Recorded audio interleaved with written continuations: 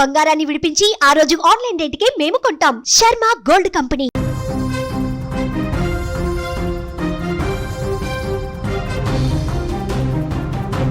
ఆంధ్రప్రదేశ్లో private travels bus ప్రమాద ఘటన 2 తెలుగు రాష్ట్రాలను ఇప్పుడు తీవ్ర విషాదంలోకి నెట్టేశాయి. దైవ దర్శనం కోసం, దేవులను ప్రార్థించడం కోసం భక్తి శ్రద్ధలతో వెళ్లారు వారంతా. చిత్తూరు నుంచి ఎంతో భక్తి శ్రద్ధలతో బయలుదేరినటువంటి ఆ భక్తుల ప్రయాణం చివరికి మృత్యు దర్శనంతో ముగిసింది.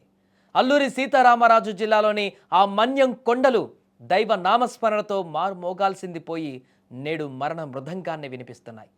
చింతూరు మారేడుమిల్లి ఘాట్ రోడ్లోని రాజుగారి మెట్ట వద్ద బస్సు బోల్తాపడి 9 మంది మృతి చెందిన ఘటన ఒక్కసారిగా దిగ్భ్రాంతికి గురిచేసింది. ప్రతి ఒక్కరిని కలిచివేస్తోంది. కళ్ళ ముందే తోటివారు, కట్టుకున్న వారు విగత జీవులుగా మారడాన్ని చూసి గాయపడ్డ వారి గుండెలు తట్టుకోలేక రోధిస్తున్నాయి. పుణ్యం వస్తుందని ప్రయాణమయ్యారు. ప్రతి దేవునికి వారి యొక్క కష్టాలను చెప్పుకొని మా కష్టాలు తీర్చమని ఆ దేవుణ్ణి ప్రాధేయపడదామని ఆ యొక్క యాత్రలో బయలుదేరారు. భద్రాచల రాముణ్ణి కొలువాడారు. అక్కడ భక్తి శ్రద్ధలతో పూజలు చేసి భద్రాచల రాముని పూజల తర్వాత అన్నవరం అని బయలుదేరారు. ఆ బస్సు ఎంతో ఉత్సాహంగా భక్తుల యొక్క పూర్తిగా వారి యొక్క కోలాహలంతో, సందడితోటి, భక్తుల యొక్క పాటలు భజనలతోటి కోలాహలంగా బయలుదేరినటువంటి ఆ ప్రయాణము మార్గ మధ్యలోనే, అన్నవరం వెళ్ళడం కంటే ముందు మార్గ మధ్యంలోనే యముడు మాటు వేసి ప్రాణాలు తీశాడని ఆ అమాయక భక్తులు ఊహించలేకపోయారు. ఘాట్ రోడ్లోని ఆ లోయలో చెల్లాచెదురుగా పడ్డటువంటి వస్తువులు, రక్తసిక్తమైనటువంటి దృశ్యాలు చూస్తే రాతి గుండె కూడా కరిగి కన్నీళ్లు పెడుతుంది. పుణ్యక్షేత్రాలకు చుట్టి ఇంటికి క్షేమంగా వస్తారనుకుని ఎదురు చూస్తున్నటువంటి వారి కుటుంబ సభ్యులు వీరి యొక్క మరణ వార్త విని తలడిల్లిపోతున్నారు. అయ్యో దేవుడా, నీ దర్శనానికి వస్తే చావు పలకరించిందా అంటూ కన్నీరు మున్నీరవుతున్నారు. చిత్తూరు జిల్లా వాసులు కావడంతో జిల్లా వ్యాప్తంగా కూడా తీవ్ర విషాద ఛాయలు అలుముకున్నాయి. యాత్రకు వెళ్ళారు కాబట్టి అంతా కూడా ఒకే గ్రామానికి చెందిన వారు ఎక్కువగా ఉన్నారు, ఒకే ప్రాంతానికి చెందిన వారు ఎక్కువగా ఉన్నారు. వారంతా కలిసికట్టుగా ఈ యొక్క యాత్రలు చేసి వివిధ ఆలయానికి దర్శనం నిమిత్తం వెళ్ళి ప్రతి ఆలయంలో వారికి ఉన్నటువంటి మొక్కులు, వారి యొక్క పూర్తిగా వారికి ఉన్నటువంటి కోరికలను తీర్చమని చెప్పేసి ఆ దేవుణ్ణి ప్రార్థించాలనుకున్నారు. పూర్తిగా ఆ దైవ చింతనతోటి, ఆ భక్తి భజనలతోటి ఆ బస్సులో కోలాహలంగా ఒకరికొకరు మాట్లాడుకుంటూ సరదాగా భక్తికి సంబంధించినటువంటి సంభాషణలు చేసుకుంటూ ఉత్సాహంగా కొనసాగుతుంది వారి యొక్క యాత్ర. ఊహించలేదు ఆ బస్సు యాత్ర ఇంత తీరని విషాదానికి దారితీస్తుందని. లోయ ప్రాంతానికి వెళ్లారు. చుట్టూ వాతావరణం ఆహ్లాదకరంగా ఉంది. చెట్లు, కొండలు, కోనలు, మరొక వైపు చల్లటి వాతావరణం, మంచు. ఆహ్లాదభరితమైనటువంటి ఈ వాతావరణాన్ని అద్భుతంగా చూసి తరిద్దామనుకున్నటువంటి వారికి ఊహించని మృత్యు గంటిక వారి ముందు పడింది.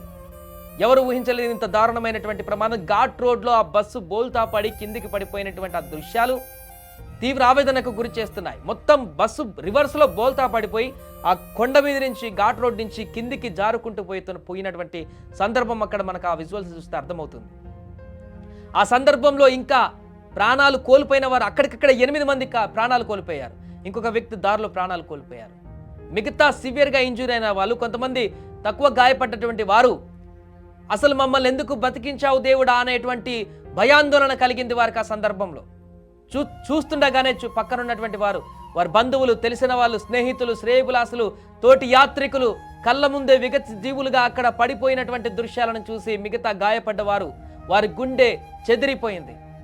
ఒక్కసారిగా వారి ఆర్తనాదాలు ఆ కొండ కోణాలు మొత్తం వ్యాపించాయి. వారి యొక్క అరుపులు, ఆర్తనాదాలు, వారి కన్నీటితో ఆ రోడ్డంతా కూడా జలమయమైనటువంటి పరిస్థితి నెలకొంది అర్ధరాత్రి. అటువైపు వెళ్ళినటువంటి మిగతా స్థానికులు కూడా తీవ్ర భయాందోళనకు గురయ్యారు. బస్సు ప్రమాదం అంటేనే అసలు ఫస్ట్ ఆఫ్ ఆల్ భయపడేటువంటి పరిస్థితి. ఈ మధ్యకాలంలో మనం చూసాం. కర్నూలు, ఆ తర్వాత చేవెళ్ళ ఘటన, వేరే రాష్ట్రాల్లో ఇంకా చాలా జరిగాయి.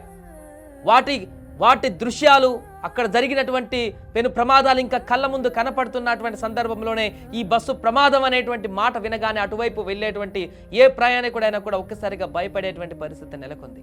నిన్న రాత్రి కూడా అదే జరిగింది. ఈ బస్సు ప్రమాదం జరిగిన వెంటనే అటువైపు వెళ్తున్నటువంటి మిగతా ప్రయాణికులు ఒక్కసారిగా తీవ్ర భయాందోళనకు గురయ్యారు. వెంటనే అలర్ట్ అయ్యారు, అక్కడికి వెళ్ళారు, ఏం జరిగిందో చూశారు.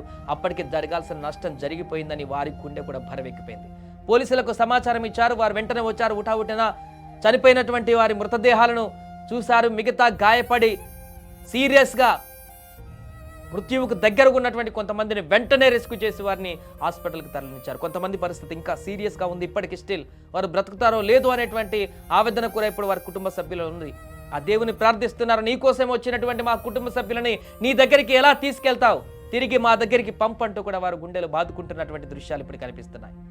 ఏదేమైనా కూడా ఆంధ్రప్రదేశ్లో జరిగినటువంటి ఈ పెను విపత్తు, ఈ పెను ప్రమాదం వెనుక ఒక్కొక్క కుటుంబంలో ఒక్కొక్క కథ దాగి ఉంది. ఒక్కొక్క ప్రయాణికుడు, ఒక్కొక్క యాత్రికుడు ఒక్కొక్క కారణం చేత యాత్రకు బయలుదేరారు. ఆ దైవ దర్శనంలో, దైవ చింతనలో పూర్తిగా కూరుకుపోయి ఆ జీవితాన్ని మరొక కొత్త దశలోకి మార్చుకోవాలని చెప్పేసి అనుకున్నారు యాత్ర తర్వాత. కానీ అక్కడ వేరేలాగా రాసి పెట్టాడు యముడు.